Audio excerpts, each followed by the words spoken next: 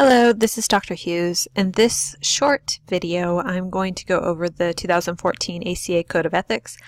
I'm not going to read it to you word for word because you can do that. I'm just going to go over it so that I can help familiarize you with the document. What we'll be doing throughout the course is going through each of the standards. So the textbook we're using, the Rimley and Herlihy text, really breaks down each standard in each chapter. So we're going to be going over this in depth, but you do need to become familiar with the Code of Ethics.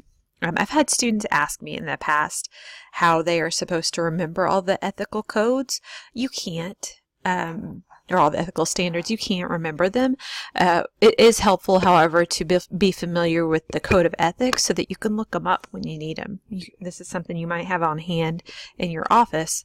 And again, if you are facing something that you feel like might be an ethical dilemma, then you can refer to the code. All right. And so this one, this is a fairly long document. This right here is the table of contents. And you'll see it's separated into different sections. In the preamble, they talk about those moral principles that we talked about in Lecture 2, and then the purpose of the code. And then you can see it's broken down into sections, and then standards within the sections, and then it goes into detail within each of the standards. So this Code of Ethics is very detailed.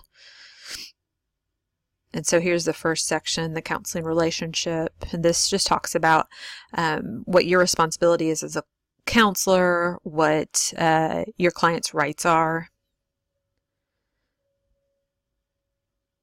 And it talks about appropriate relationships and boundaries. Section B refers to confidentiality and privacy. So it talks about confidentiality, when you can break confidentiality, and so on. It also goes into record keeping and consultation. Section C talks about your professional responsibility. So it talks about competence here.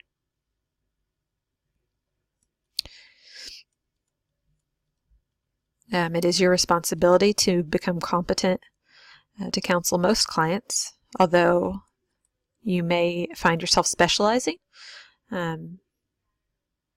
with certain populations or certain types of counseling, in which case you wouldn't necessarily have to counsel everyone.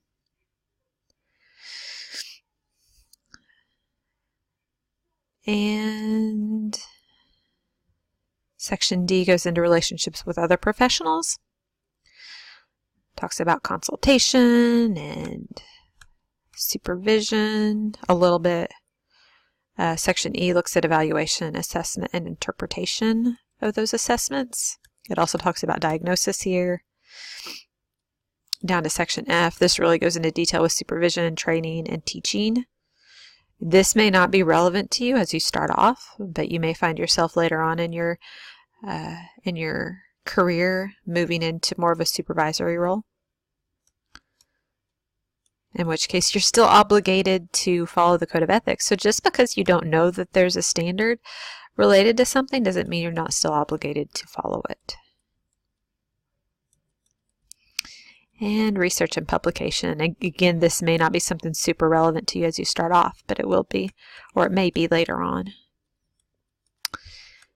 And Section H is where we see, this is a new addition to the 2014 code, where it goes into detail to distance counseling, technology, and social media. And it gives some guidelines for social media use, appropriate use as a counselor. And Section I looks at resolving ethical issues.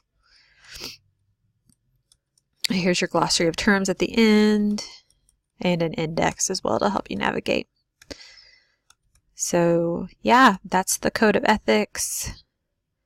Like I said, it is a fairly lengthy document. You're certainly not going to be able to know everything, but it's important to be familiar with it so that you can flip through it easily whenever you need it.